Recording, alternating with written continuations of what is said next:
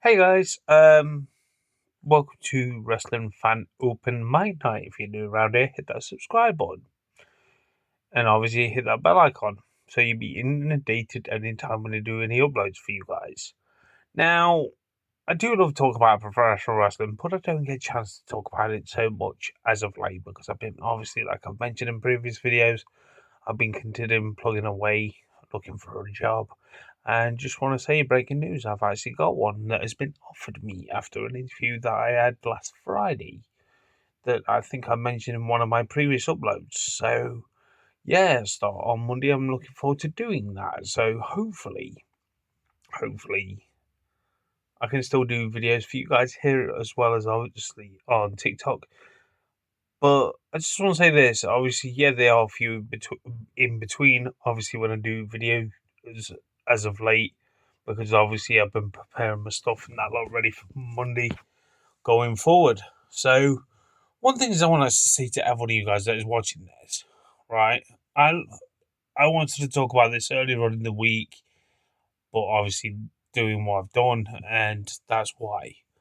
And I look at the AEW's Continental Classic. I think I'm pronouncing it right. I do apologise if I'm butchering it. I want to say this: both brackets, from the blue side to the gold side, fantastic, absolutely fantastic. I'm really looking forward to watching this starting from tonight. This is probably one of my highlights. I like watching what AEW pull off, and I'm looking forward to watching week 4. Plus, it's a holiday special when I go to Manchester with my brother-in-law and obviously wrestling nerds Paddy. Big shout out to you, my friend. That we're looking forward to it. You know, when they literally said they were doing a UK show, we booked tickets when tickets went out on sale. Great value, even better value knowing this is happening. Plus the holiday special. We don't know if it's going to be Dynamite and Collision separated into two parts, like obviously where you got Dynamite, then Collision, like is on the Saturday, or is it going to be just one long episode, like a TV special, both together? I don't know how it's going to work out the way they're broadcasting it, but the way they're actually taping it, I'm excited for it because it feels like a free for view because obviously it's the Holiday Bash special and it's on week 4, and I'm really, really looking forward to going. Now, when I've literally looked at these brackets, right, I feel like somewhere or form, I feel like this could be setting in stone towards maybe the Death Riders disbanding, or it could be the Don Callis family, where you've got the feud between obviously Taneshka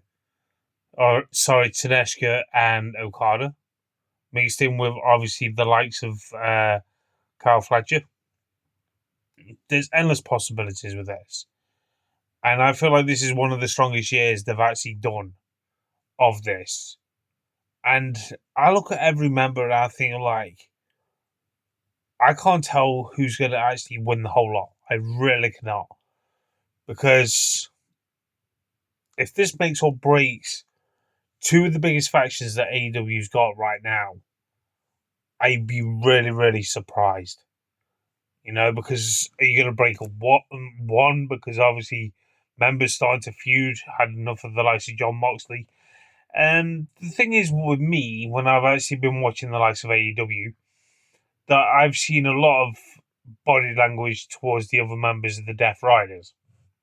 You know, when John Moxley's like doing stuff, and you see the likes of Claudio Castagnoli, you see the likes of Wheeler Yuta, you see the likes of Pac, you see them pulling certain faces in the background when he's doing it. It's like, yeah, righto, you shoot off your mouth, carry on the way you're being, you know, and you'll have your comeuppance at some point.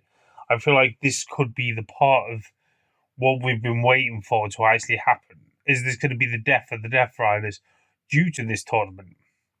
Sorry, this classic. I keep saying tournament, I don't know why, but or we're going to see the likes of Taneshka, Carol Fletcher, or the likes of Okada all fall out because of this tournament. You know, clash of the egos. It's similarities to what you see in the Death Riders. it's got to be setting up something. But the way they've done it is a genius way of doing it, not straightforward like kicking it. Just say a prime example: if they do split up the Death Riders, or they just get rid of the likes of John Moxley being the leader because he's already put a shambles for his recent performances to get in the likes of submission, tapping out, and all that lot, and they can't take him serious as a leader anymore. They probably could have had enough of him. And to have that entity, that little Easter egg that could be towards this classic, to going forward, it's a good move for Tony Khan to bring that entity towards it. If this happens, that is. It's the same with the likes of the Don Callis family. They are starting to rift. You see the likes of Okada and Taneshka in recent months, if not all year round, teasing a fight between these two. And I feel like, and then Kyle Fletcher's getting in the mix. You know, where they did it in the pay per view that says, "Oh, I'm a part of the tournament. Oh, I'm a part of the tournament. So am I." You know, the little Easter eggs like that, and it sort of excites me. I know I mentioned in a previous video about the likes of being the mainstream scene towards the main card, the main title, and I feel like when I look at this, and I'm thinking,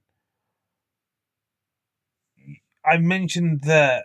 Why did I say it's so weak when this highlights it even more how much the mainstream scene, the main card scene, the main event sort of scene, the main title sort of scene has been quite weak, right? I'm not knocking Hangman Adam Page's title run. I'm not one of those people. I thought it was actually fantastic what he actually achieved in that short space of time. Was Samoa Joe being the champion? I'm in a way thinking, okay, where are they going to go with this? You know, it excites me to see this because the way certain things are at the moment. And it just intrigues me with the likes of Swerve Strickland being back in the fold and going forward side with Hangman Adam Page. You know, he's continued his word of how he helped him to get the title. He didn't interrupt it or anything towards the match at Full Gear. But I'm really intrigued to see what actually happens with the main event picture right now, going forward from obviously tonight. But it excites me to the point where they're going to execute these sort of. Is there going to be a family bust up? Is there going to be a group that's going to be splitting up or losing the leader? It excites me when I see this because so many plots that you could actually do with this tournament going forward, and I'm glad to be witnessing this. You know, it's like I've said, it's one of my highlights that I like watching when it comes to AEW. That's what I've got to say.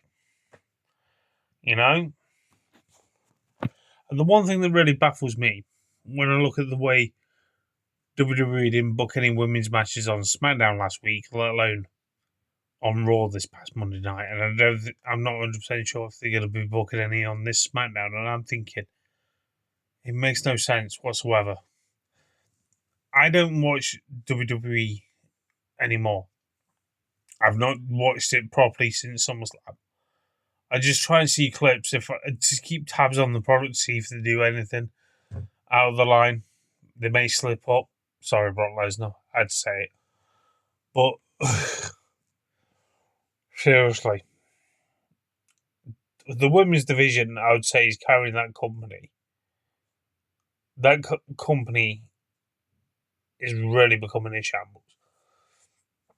You know, and that's just me being honest.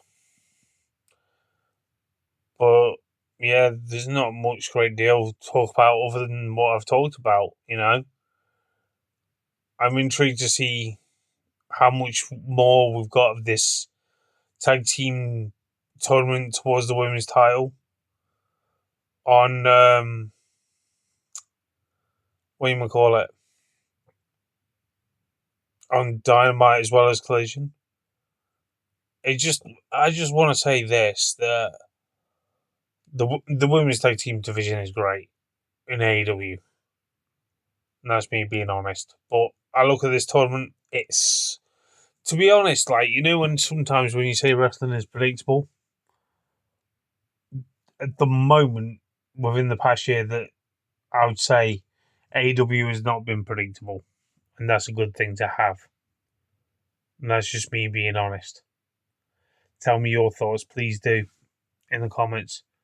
But until next time, obviously keep hitting that subscribe button, keep hitting that bell icon so you'll be notified anytime when I do any videos for you guys on this channel.